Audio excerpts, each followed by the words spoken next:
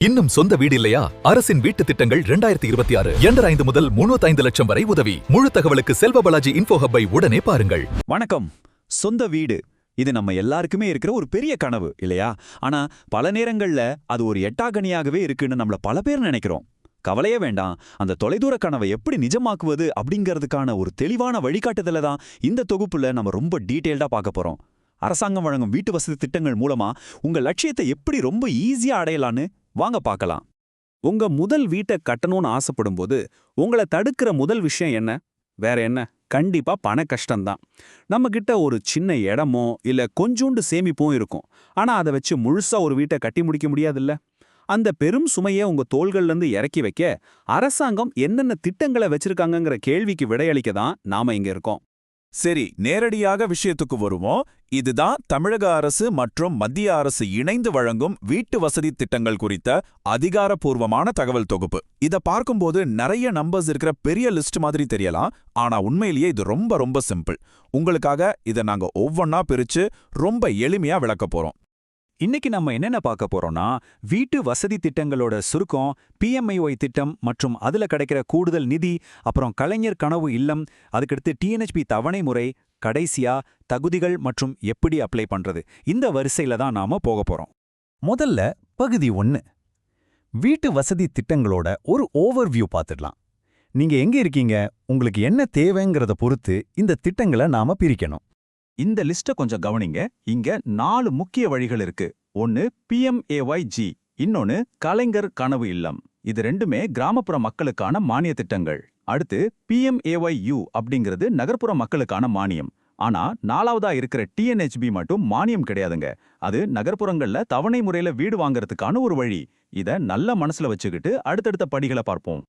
இப்போ பகுதி 2 PMAY திட்டமும் அதுல நம்ம மாநில அரசு தர்ற கூடுதல் நிதியும். பிரதான் மந்திரி ஆவாஸ் யோஜனா திட்டத்தோட ஸ்பெஷாலிட்டி என்னன்னா, இது மத்திய அரசும் மாநில அரசும் சேர்ந்து பண்ற ஒரு கூட்டு முயற்சி. நீங்க வீடு கட்ட ஆரம்பிக்கும் போது மத்திய அரசு உங்களுக்கு தர்ற அடிப்படை மானியம் எவ்வளவு தெரியுமா? கரெக்டா 1.5 லட்சம் ரூபாய். இது உங்க வீட்டின் அடித்தளத்தை அமைக்க உண்மையிலேயே ஒரு மிகப்பெரிய பூஸ்டா இருக்கும்.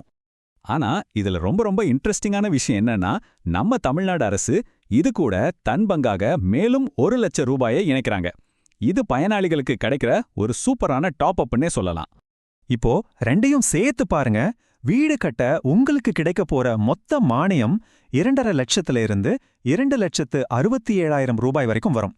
இது மட்டும் இல்லாம நீங்க பேங்க்ல லோன் வாங்கினா அந்த கடனுக்கான வட்டியில கூட சுமார் 1,80,000 ரூபாய் வரைக்கும் மானியம் கிடைக்கும். இது எவ்வளவு பெரிய ஃபைனான்ஷியல் சப்போர்ட்னு யோசிச்சு பாருங்க. இந்த PMA திட்டத்துல நகர்ப்புறத்துக்கும் கிராமப்புறத்துக்கும் ஒரு சின்ன வித்தியாசம் இருக்கு. நகர்ப்புறங்கள்ல 2.5 லட்சம் வரை கிடைக்கும். ஆனா கிராமப்புற PMAG திட்டத்துல கூடுதலா 100 நாள் வேலைவாய்ப்பு திட்டத்தோட ஊதியமும் கழிப்பறை கட்டுறதுக்காகவே தனியா 12,000 ரூபாயும் கிடைக்குது. இதனால கிராமப்புற மக்களுக்கு தோராயமா 2,78,000 ரூபாய் வரைக்கும் உதவி கிடைக்குது. இப்போ நீங்க யோசிக்கலாம், இந்த மானிய தொகை ஒரே அடியா உங்க கைக்கு வந்துடுமான்னு. இல்லங்க, உங்க வீட்டின் கட்டுமான பணிகள் எந்த அளவுக்கு முடியுதோ அந்த அளவுக்கு தான் பணமும் வரும். வீடு கட்டத் தொடங்கும் போது 50,000, அஸ்திவாரம் போடும்போது 1.5 லட்சம், அப்புறம் கட்டி முடிக்கும் போது 50,000ன்னு பிரிச்சு கொடுப்பாங்க. உங்க வேலை தொய்வில்லாம நடக்க இது ரொம்பவே வசதியா இருக்கும். அடுத்து பகுதி 3 கலைஞர் கனவு இல்லம். இதுவரைக்கும் மத்திய மாநில அரசுகளோட கூட்டு திட்டங்களை பார்த்தோம். இப்போ கிராமப்புற மக்களுக்காகவே நம்ம தமிழ்நாடு அரசு கொண்டு வந்திருக்கிற ஒரு மாபெரும் திட்டத்தை பத்தி பார்க்கலாம். 3.5 லட்சம் ரூபாய்.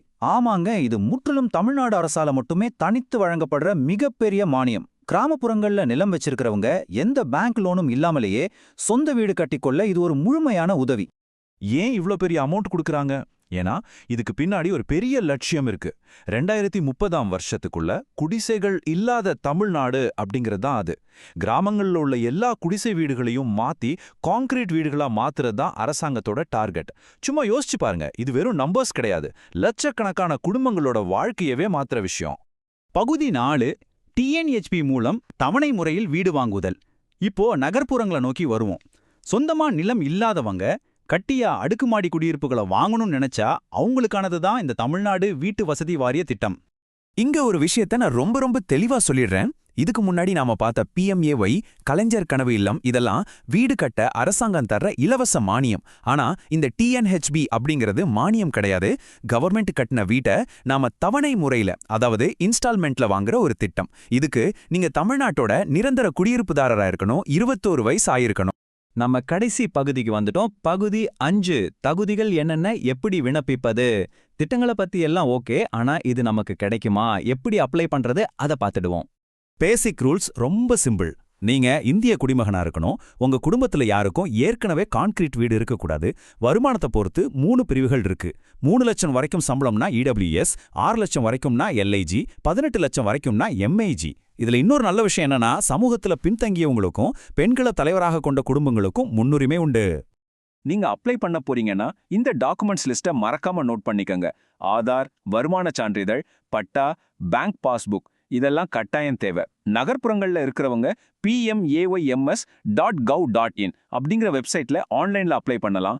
கிராமப்புறங்கள்ல இருக்கிறவங்க உங்க ஊராட்சி அல்லது நகராட்சி அலுவலகங்கள்ல நேரடியா போய் அப்ளை பண்ணலாம். கலைஞர் கனவு இல்ல திட்டத்துக்கு உங்ககிட்ட நிலப்பட்டா இருப்பது ரொம்பவே அவசியம்.